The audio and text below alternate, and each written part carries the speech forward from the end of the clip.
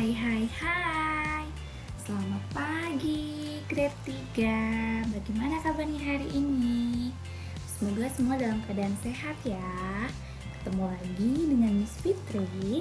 Kali ini kita akan mempelajari materi yang ada di tema 7, subtema 1 mengenai perkembangan teknologi produksi pangan. Judul materi yang akan kita bahas kali ini adalah mengenai teknologi pangan. Di sini ada yang tahu tidak apa sih itu pangan? Ya, pangan adalah kebutuhan pokok manusia yang biasanya berasal dari hewan atau tumbuhan yang dikonsumsi manusia.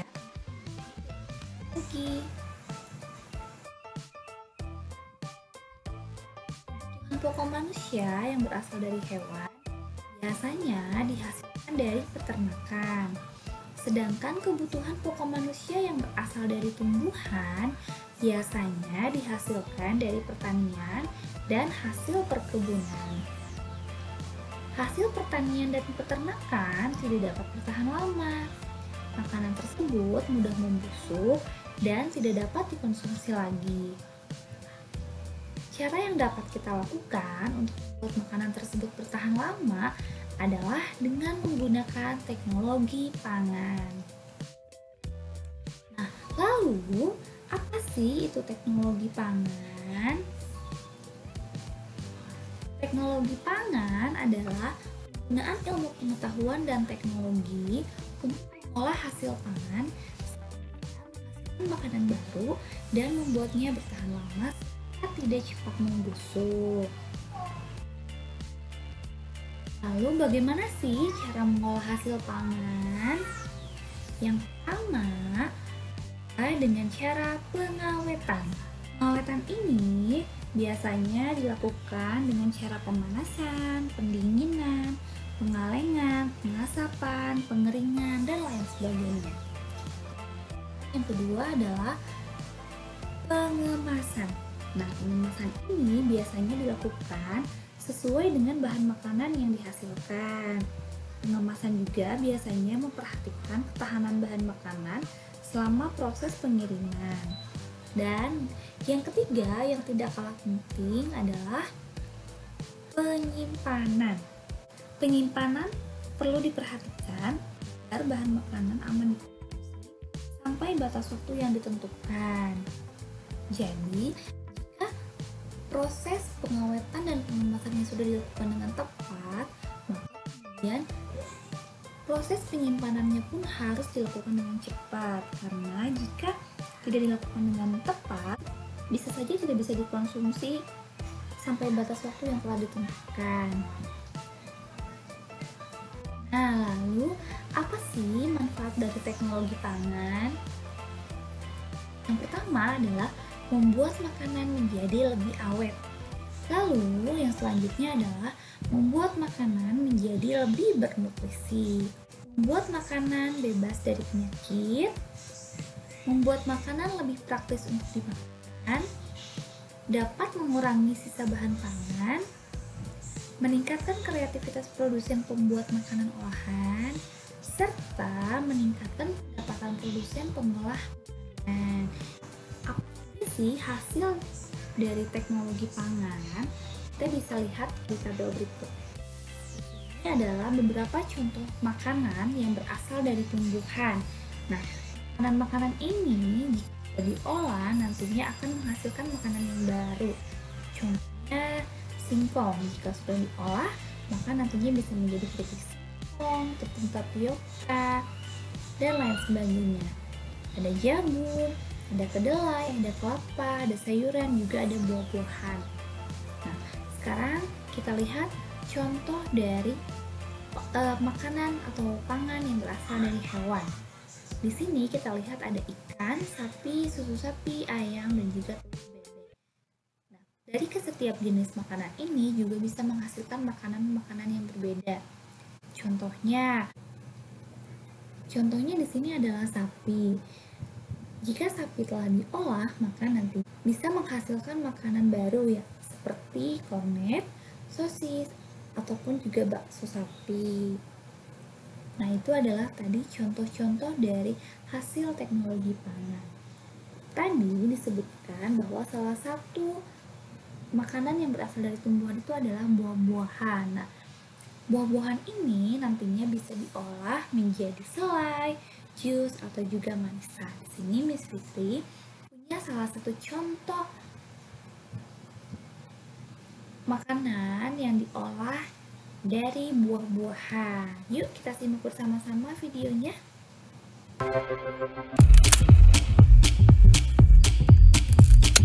Buah naga merah berkualitas punya sensasi rasa manis yang khas. Yang pasti nih, kandungan vitamin C dan karotenoid dalam buah naga bisa meningkatkan sistem imun dan menjaga sirkulasi sel darah putih. Wah, pas banget kan buat dikonsumsi saat musim penyakit seperti sekarang. Buah naga masuk dalam jenis tanaman kaktus. Seperti tanaman kaktus pada umumnya, buah naga juga dapat hidup di lahan yang kering. Nah, untuk panen buahnya, mau ukurannya besar atau kecil, kalau warna buahnya sudah merah seperti ini, artinya buah naga sudah siap dipanen. Buah naga yang kualitasnya super atau yang besar-besar seperti ini akan langsung dimasukkan ke dalam kardus dan ditimbang. Buah ini akan dijual ke beberapa kota di Indonesia. Bahkan ada juga yang diekspor ke Malaysia loh. Keren. Terus gimana dong nasibnya buah naga yang kecil-kecil? Nah, biar nggak ada yang terbuang, buah naga yang kecil diolah lagi menjadi selai. Sudah ready bikin selai bareng Unyil? Let's go, kita kemon! Untuk membuat selai, buah naganya harus dikupas dulu ya. Pisahkan antara kulit dan daging buahnya. Kalau sudah, buah naganya dihaluskan terlebih dahulu. Ada bahan-bahan lain yang harus disiapkan nih. Ada gula, pengental makanan, dan juga penambah rasa pada selai. Satu persatu bahan-bahannya ditambahkan deh sambil dimasak. Oh iya, selai yang sekarang lagi dibuat adalah selai buah naga yang dicampur dengan nanas supaya rasanya lebih segar. Wah, kalau gini kita bisa dapat manfaat imun booster combo nih dari buah naga merah dan nanas sekaligus. Buah naga mengandung vitamin C, sementara nanas mengandung enzim bromelain dan sederet vitamin yang bersifat sebagai anti peradangan. Waktu yang dibutuhkan untuk memasak selai memang cukup lama, yaitu 2-3 jam sampai adonannya mengental. Wah, sudah kental tuh. Sekarang tinggal masuk ke proses packing deh.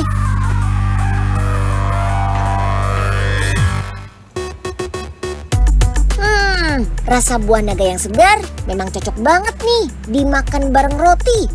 Selain enak, kandungan gizinya juga banyak loh. Seperti kandungan vitamin C-nya yang tinggi. Dijamin bikin badan kita fit terus. Mantap! Nah, barusan saja kita sudah melihat salah satu penggunaan teknologi yang digunakan untuk mengolah buah naga. Jadi nanti buah naga yang dihasilkan semuanya akan bermanfaat.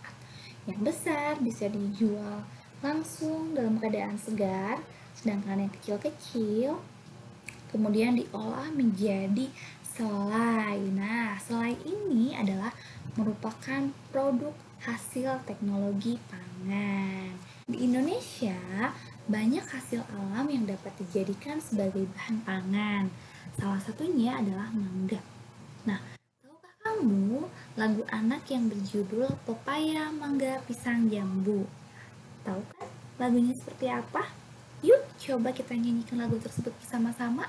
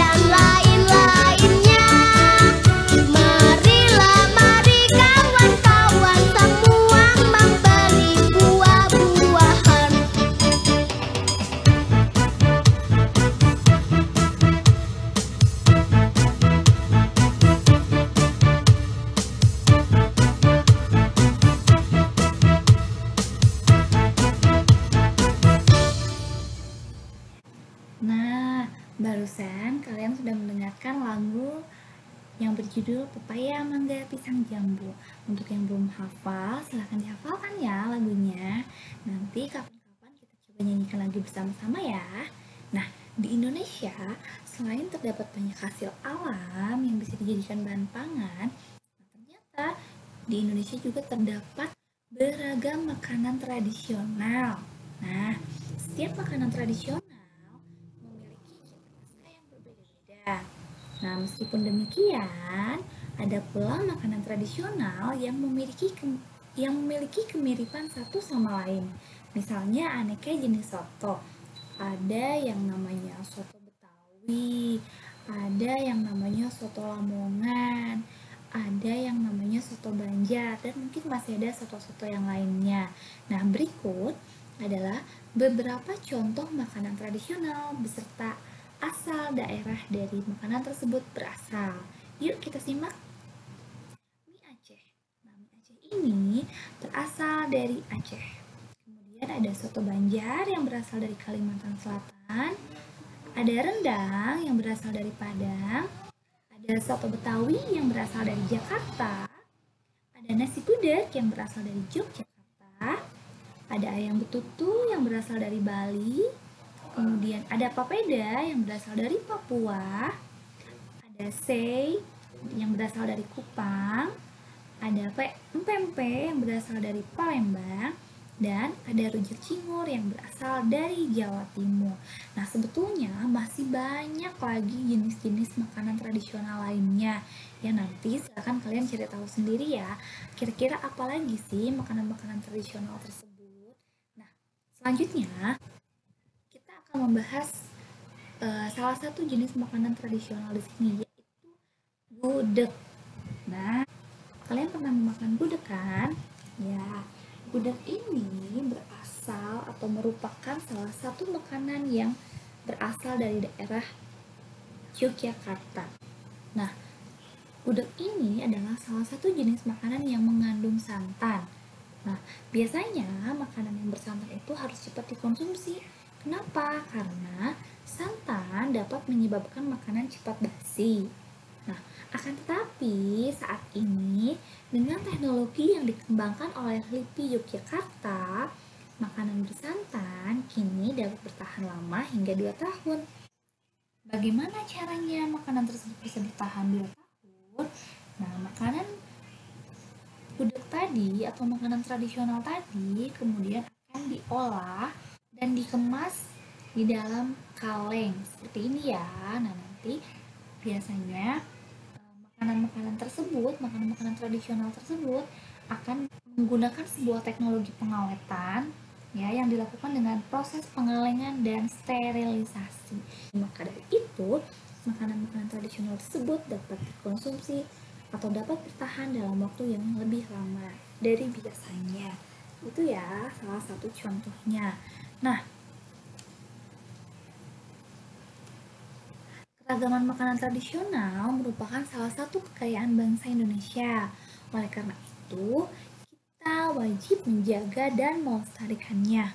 Kita juga harus saling menghargai keragaman tersebut.